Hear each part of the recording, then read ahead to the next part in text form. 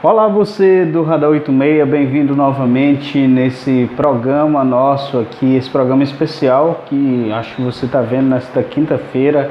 É um programa que a gente vai abordar especificamente um assunto e é um programa especial, mais curto, mais enxuto para você, tá bom? Para não dizer assim, não, vocês não produziram nada, vocês não fizeram nada, tá bom? Hoje, como eu disse, a gente vai ter um programa mais enxuto e a gente vai abordar em específico um tema que é nada mais, nada menos que censura.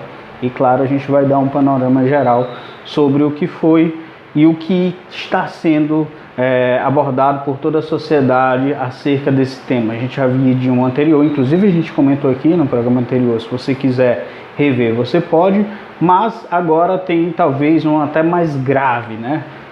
Que envolve inclusive o judiciário. Então nesse programa você vai saber dessa nossa discussão acerca deste tema, tá bom? Então a gente vai pedir para rodar a vinheta, daqui a pouco a gente volta novamente. Roda a vinheta.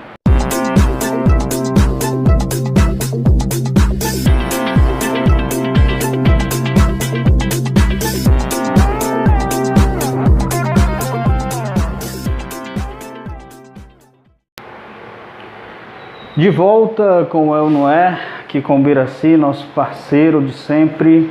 Bira, semana passada inclusive, né? E esta semana bem conturbada, Conturbada, né? Por conta de uma decisão, né, Pedro? Oi para você que está nos vendo aí pelo YouTube, pelo nosso Radar 86, que nos acompanha a semana toda no canal do blog do Bira. É uma situação, no mínimo, estranha. Foi estranho, foi muito discutido e questionado quando o ministro Dias Toffoli, presidente do STF, pediu por iniciativa própria para abrir um inquérito para investigar fake news, ataques contra os ministros do Supremo. Só que ele fez de uma maneira que estranhou a todo mundo, porque é o seguinte, o ministro do Supremo pode pedir uma abertura de investigação, desde que a ameaça ou o crime tenha ocorrido no âmbito do Supremo. E ele se valeu da seguinte argumento, né? Dizendo que como o Supremo é um tribunal que abrange todo o país, ele poderia fazer isso sem que o fato ocorresse dentro do Supremo. Aí gerou várias repercussões. Foi a segunda operação que fizeram. Sim. Sabe, é só na época do regime militar, do regime Vargas, que foi feito mandatos de busca e apreensão por causa de postagens contra poderes. A polícia entrou em casas cumprindo. Claro que a polícia entrou cumprindo uma ordem judicial. E tem que cumprir, isso aí não se discute. Mas não deixa de ser estranho, uma forma estranha e, de certa forma, truculenta de você agir. E se você for olhar o teor das mensagens, o teor dos vídeos, é aquilo que a gente escuta numa mesa de bar, numa esquina de casa, no shopping, a pessoa insatisfeita com a elite do país, no caso a elite do judiciário, que é o STF. Esse é que é o que preocupou. E para poder entornar ainda mais o caldo, Pedro, para deixar o negócio mais complicado, nessa semana também a Procuradora-Geral Raquel Dodge não reconheceu, porque a Procuradoria não foi citada e, segundo ela, era a Procuradoria que deveria pedir de ofício. E o engraçado é que alguns advogados constitucionalistas, inclusive a Rede Globo está repetindo muito essa história, tá dizendo que é estranho, porque o crime de ameaça não se configura só eu chegar e colocar uma postagem, você devia fechar o STF, devia ser preso. Cadê os cabos? Pois é, o crime de ameaça se configura quando eu tenho uma série de fatos. Vamos supor, eu ameaço Pedro Santiago, aí eu vou lá, um dia eu falo uma coisa, no outro dia eu falo outra, no outro dia eu boto uma coisa na internet, no outro dia um telefonema, outro dia eu coloco outra coisa na rede social, aí ele cria um cenário de que essa pessoa está fazendo uma coisa sistemática com um objetivo, que não foi o caso. Individual ou grupo, mas nesse caso não tinha individual nem grupo. Não, tinha individual, mas não era uma coisa corriqueira, né? Não, mas quando ele fala para poder juntar, Pera, como você está dizendo, ele fala o seguinte, é que eu tenho que juntar uma sequência de fatos, ou um grupo, o mesmo grupo identificado, ou então uma pessoa só, não apenas o fulano disse uma coisa, a Beltrana disse outra, o cicrano disse outra completamente diferente. E outra coisa, os próprios ministros do STF, eles ratificam sempre a história da liberdade de expressão, a liberdade de expressão. Inclusive ontem o Dias Toffoli estava no Congresso israelita e ele, na sua fala, reafirmou isso, que é preciso ter judiciário independente forte e imprensa livre, assim se faz uma democracia. Mas não é o que ele fez, né? A prática é diferente. E detalhe, os documentos da revista Cruzeiro, que foi o que deu o estupim de tudo, que irritou bastante os ministros, foi um documento que foi tirado de uma delação, foi tirado de dentro do processo, não foi um documento inventado. Aí eles dizem que é notícia mentirosa, caluniosa, então quer dizer que ele está desdizendo a veracidade e a validade da delação do Odebrecht que o próprio Supremo ratificou. É estranho, né? Parece uma briga de ego. E aí, você perguntar, mas por que vocês não explicaram? Porque eu acho que foi massivamente falado na imprensa, acho que todo mundo teve a curiosidade. Mas, Bira, também o que me impressiona nesse fato é como você vê, por exemplo, como a sociedade trabalhou isso. Porque assim que a sociedade teve conhecimento dessa censura, acho que todo mundo recebeu. Eu perdi as contas de quantas versões da revista eu recebi. Né? Então, assim, eles não conseguiram controlar. E aí, o que adiantou? Acabou foi potencializando a história. E o detalhe, os dois ministros que deram a decisão, que provocou o que foi alvo e o que deu, foram ministros que foram indicados por questões mais políticas do que os outros e foram ministros que têm a atuação deles extremamente questionados. O Alexandre de Moraes foi indicado pelo Michel Temer, que era ministro da Justiça do Temer, e o Dias Toffoli, que foi advogado-geral da União de Lula e Dilma.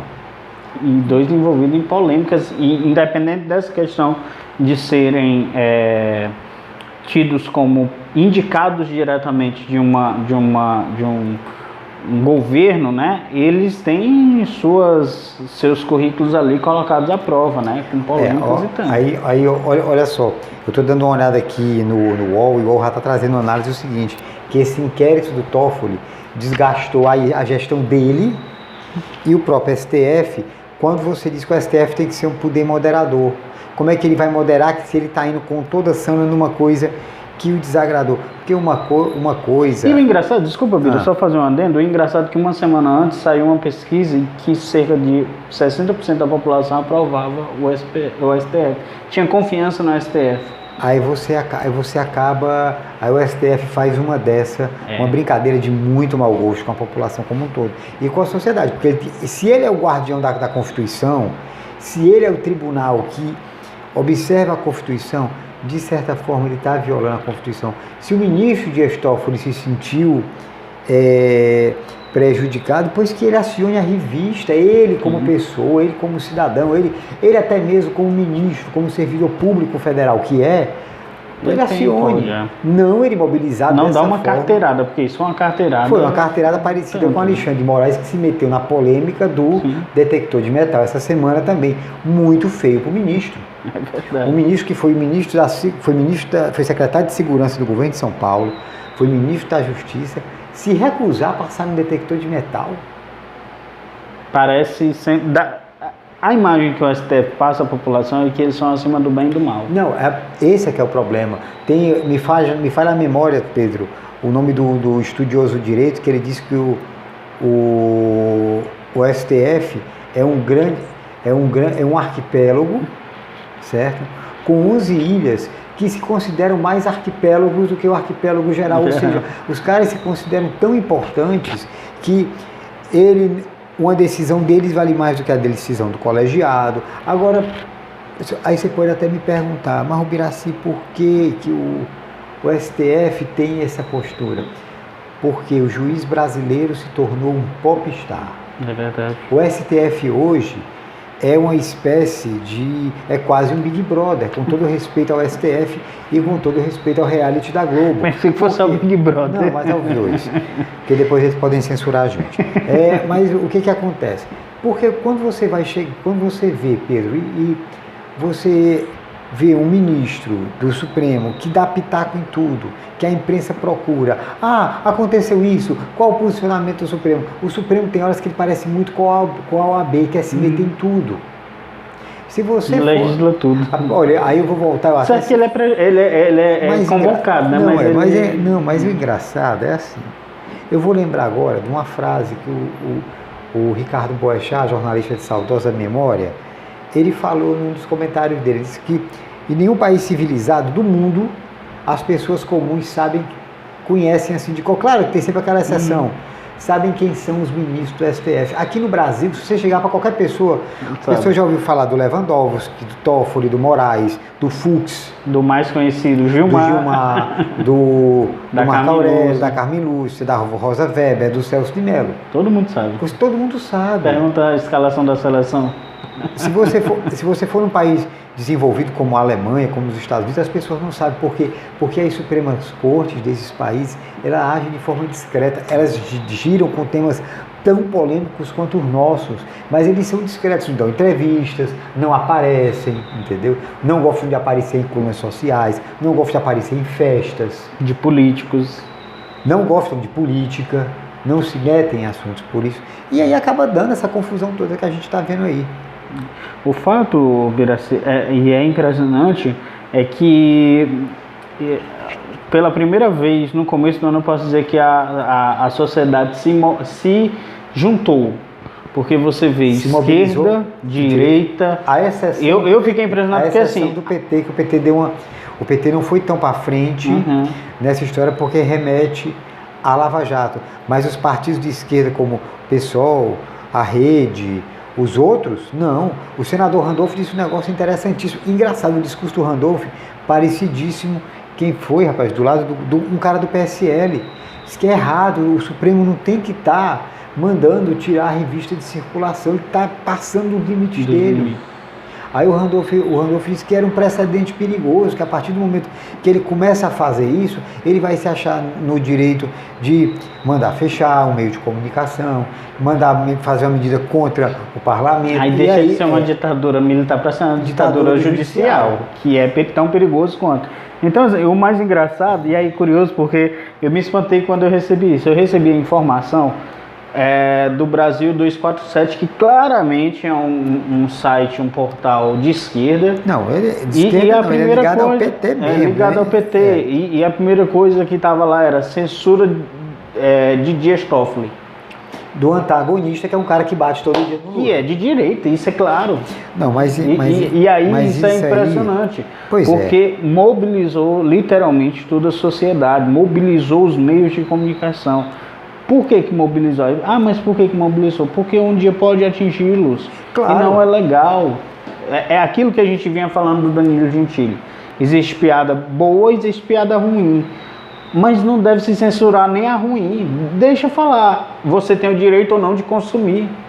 Se o Dias Toffoli se achou atingido, como disse o Biraci, ele entre quanto pessoa... Mas eu só discordo um pouquinho do caso do Danilo Gentili, porque o Danilo Gentili fez uma coisa que foi um crime. Sim. Ele pegou uma intimação, rasgou e botou dentro da cueca. E é outra coisa.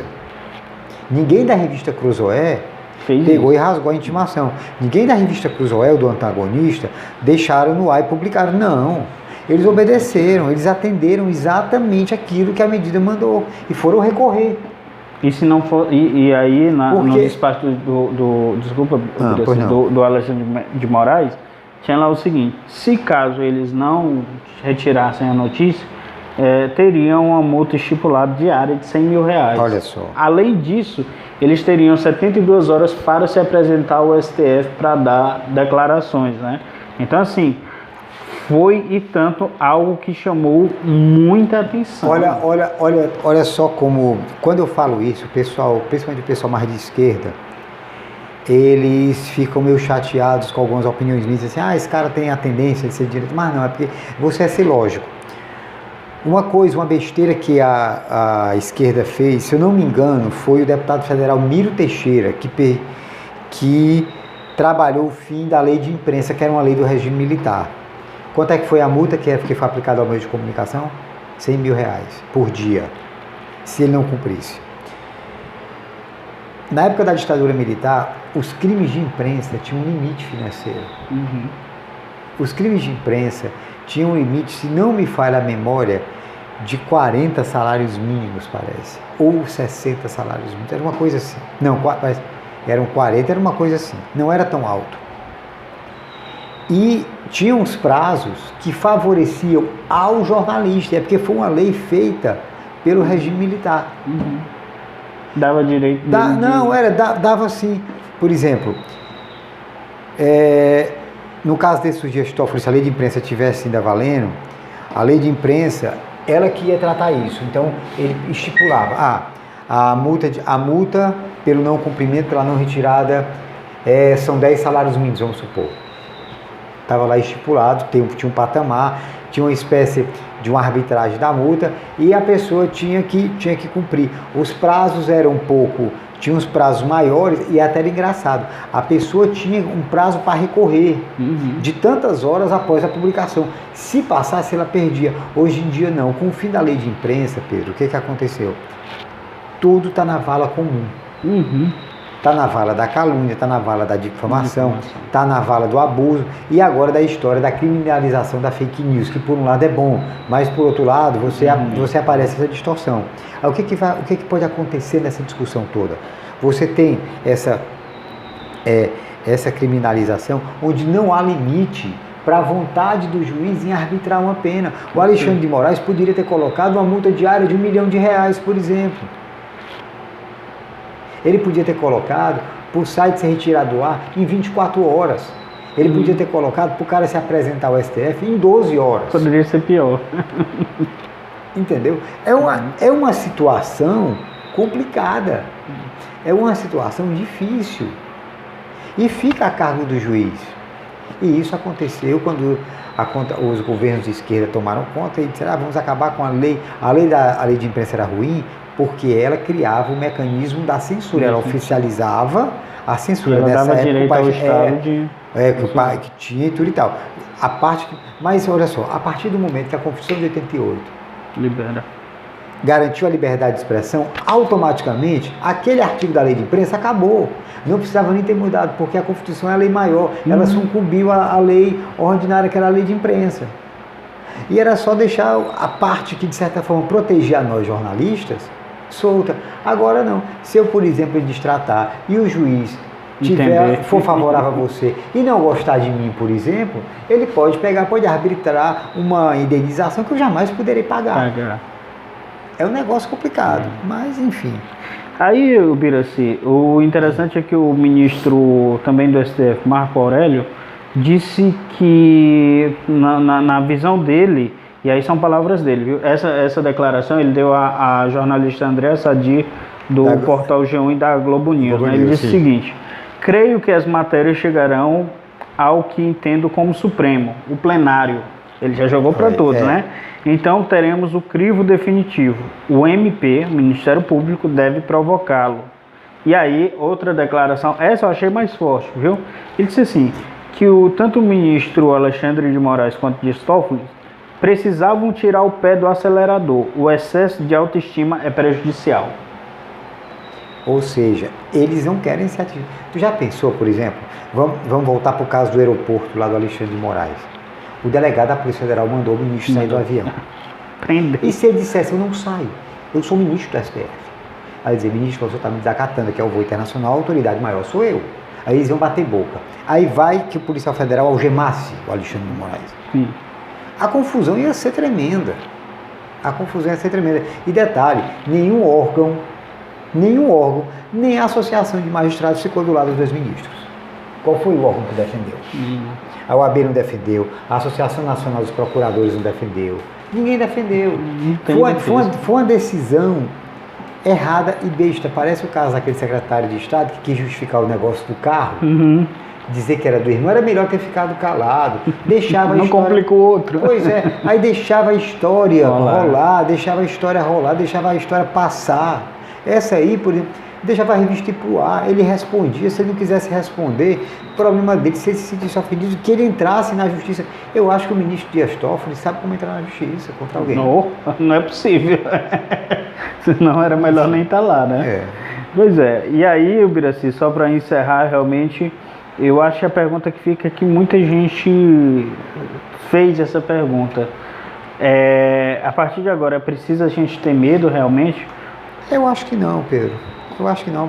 Olha, nós estamos vendo um momento, todos os sentimentos estão à flor da pele. As pessoas estão sobrepondo demais. Essa semana, eu conversando com pessoas, inclusive até mesmo com a minha esposa, conversando, ela falou, os militares estão ocupando funções chaves no governo federal, isso pode ser ruim, lá no meu órgão, lá onde ela trabalha, pessoal, tem gente que diz que é o prenúncio de um golpe, não sei o quê.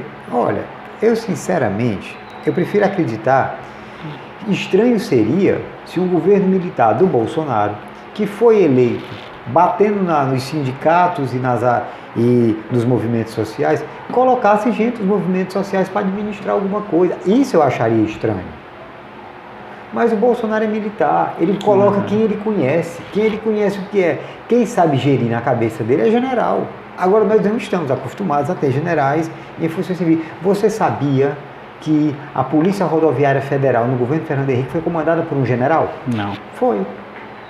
E detalhe, foi, segundo eu conversando com um colega meu que é inspetor da Polícia Rodoviária Federal essa semana, ele me disse que foi a melhor gestão em termos de estrutura, alinhamento disciplinar, desenvolvimento de ações práticas para o desenvolvimento da Polícia Rodoviária Federal, inclusive a construção da academia do centro de treinamento deles que eles não tinham, porque o cara chegou com outra visão.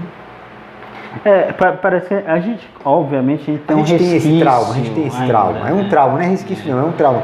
E a gente, principalmente quem ainda está no poder, quem viveu aquela época, ou é contra demais ou é a favor demais. É verdade. Não tem um meio termo, né? E exatamente. Só para encerrar, para encerrar mesmo, o Bolsonaro, né, disse que precisa-se da mídia. Ele é favorável à liberdade de expressão e que a democracia não se apague. Falas do Bolsonaro. O que chamou a atenção é que muitas pessoas disseram, olha, mas uns dias atrás ele estava elogiando a ditadura militar, como é que pode? Pode, não pode, tem que defender. Pode, rapaz. O Bolsonaro ele elogia a ditadura militar porque ele é militar e ele viveu aquele momento. Ele é muito corporativista. Não, mas ele viveu aquele momento, pronto, ele é corporativista, ele viveu aquele momento, ele estava lá, ele de certa forma participou de uma certa época do combate à ameaça vermelha e tudo e tal. É normal que ele defenda, é normal que ele goste. E seria o anormal se ele fosse saído do exército e ele virasse as costas. Eu detesto o exército. Isso seria anormal. Aí você diz, mas ele está defendendo a democracia. É claro que ele tem que defender, ele foi eleito pelo voto direto. Ele não foi colocado por apesar dele na campanha de ser que... Não, mas isso é... Mas isso é coisa de campanha olha só, também. mas teve um vídeo do general Hamilton Mourão, do vice do Bolsonaro, que foi fantástico. Um cientista político, como é que se houvesse a quantidade de militares, não sei o quê, PPP e papapá, e muito militar no governo, essa história, muito militar, você acha que isso não é perigoso, não é prenúncio de golpe, não sei o quê. Aí ele comparou o Hamilton Mourão e o governo Bolsonaro ao governo Geisel. A frase do general Mourão foi simples, a diferença é que eu fui eleito, ele não. Pronto. Acabou, ponto, acabou. Não tem mais o que fazer. E eu acho que essa é a lógica, Pedro, porque se a gente pensar dessa forma, por exemplo, é claro que, vamos comparar de novo o Bolsonaro com o pessoal do PT, eles adoram isso, eles amam quando a gente faz isso, mas vamos lá. O pessoal do PT diz assim, odeio a ditadura militar e eu amo a democracia. O Bolsonaro diz, eu adoro a ditadura, adoro os militares e amo a democracia. Só que quando chega na democracia do PT e na democracia do Bolsonaro, é a democracia que as coisas sejam favoráveis a eles. Contrário não. Os petistas não estão evitando tocar no assunto Alan Garcia, do Peru. Os petistas estão evitando tocar nessa questão do STF, porque diz diretamente ao Lula. O Bolsonaro não, o Bolsonaro toca. Mas o Bolsonaro não toca em outras questões Queiroz. que são sensíveis a ele, por exemplo. são sensíveis a ele. Por exemplo, a besteira que os militares fizeram, matar aquele pai de família no Rio. Não, ele não toca, ele passa a distância. Ele deu uma declaração até infeliz, né? Mas ele sempre dá nesses casos, né? Nosso presidente tem essa capacidade.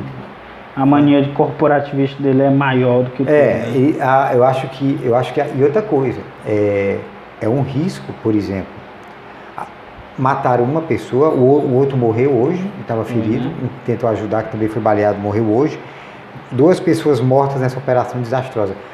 Esses militares deram 80 disparos em um carro. 80 disparos. 80 tiros de fuzil. É tiro pra caramba, é muita coisa. Coisa de guerra.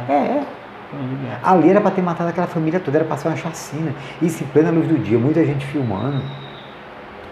Perigoso. Eu acho perigosíssimo, enfim. Bem perigoso. Bom, gente, é isso. Hoje foi um pocket, né? Hoje é um só para dizer que a gente não deixou mais peso, mas na semana que vem a gente promete para o nosso internauta que a gente vai trazer, mas não vai depender da gente, vai depender do governador. Sim. É a história do secretariado. Ele prometeu para depois da Páscoa, mas já estão dizendo que vai depois. É só no Natal, não, desculpa. É só depois do final do mês.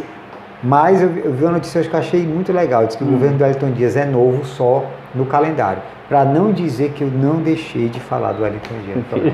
Mas também para não dizer que eu não deixei de falar do Firmino. O Firmino Filho, agora prefeito da capital, foi a Brasília semana passada atrás de dinheiro para minimizar os efeitos da chuva. Depois que, como o pessoal gosta de falar, depois que a bagaça foi feita na cidade, ele vai atrás. É que ele foi atrás de recursos. Nós somos especialistas em desastre, depois que acontece. Aí a gente vai fazer aquela frase do Elmano: por que não fez antes? Todo ano chove, choveu mesmo. Por que não previu isso antes? Enfim. Tem TV aí, tem os programas de TV informando, inclusive a quantidade de chuva que vai cair, né? Muita ainda, até o final do mês. Bom, gente, a gente quer agradecer a você que esteve aqui conosco. Esse programa é especial, mais curto, e a gente trouxe apenas um tema. O Bira também explorou uma outra coisa, mas a gente tirou apenas de um. E ainda assim a gente quer agradecer você, tá bom? Desejar uma feliz Páscoa, né? Uma ótima Páscoa, uma ótima Páscoa para todos, muita paz, é um momento de reflexão. Isso. Vamos pedir para que a reflexão bata na cabeça dos iluminados que nos governam. É verdade, todos, por favor. Porque eles estão precisando de mais reflexão que a gente, é verdade. E que a gente tenha realmente, use esse período realmente para refletir, pensar e, se possível, até mudar algumas atitudes que talvez não sejam legais, né? Gente, muito obrigado. Só para finalizar, a gente quer muito agradecer nosso parceiro agora, mais que confirmado, né? O Tex Escritórios. Ao final do vídeo você vai ver toda a estrutura do Tex. É algo novo aqui no Piauí, né? Exatamente. Por que não dizer no Nordeste? É uma estrutura que você tem o teu escritório pronto para usar sem você ter um escritório. É super prático, super ágil. Você tem todo um atendimento, o pessoal que lhe atende bem. Um atendimento especializado, você tem toda a estrutura, um ambiente super confortável, limpo, bom para trabalhar, que você se sente na sua própria casa. De certa forma, eu brinco que você até quebra as paredes do seu escritório e conversa com outras pessoas que estão também aprendendo, né? Exatamente. Isso evolui muito. Então, muito obrigado ao Tex Escritório, obrigado a todos que estão nos assistindo. E fazendo só um adendo rapidinho, quem quiser, por exemplo, patrocinar o programa, ser parceiro também. Seja parceiro. A gente está aberto, viu? A gente está começando esse trabalho e esse trabalho está tendo um bom retorno aqui pra gente. É isso, gente. Boa Páscoa. Até a próxima sexta-feira. Dia normal. Hoje foi especial. Até a próxima sexta-feira. E não esqueça de curtir, compartilhar, se inscrever no nosso canal e assistir todos os nossos vídeos. Abraço. Até mais. Abraço.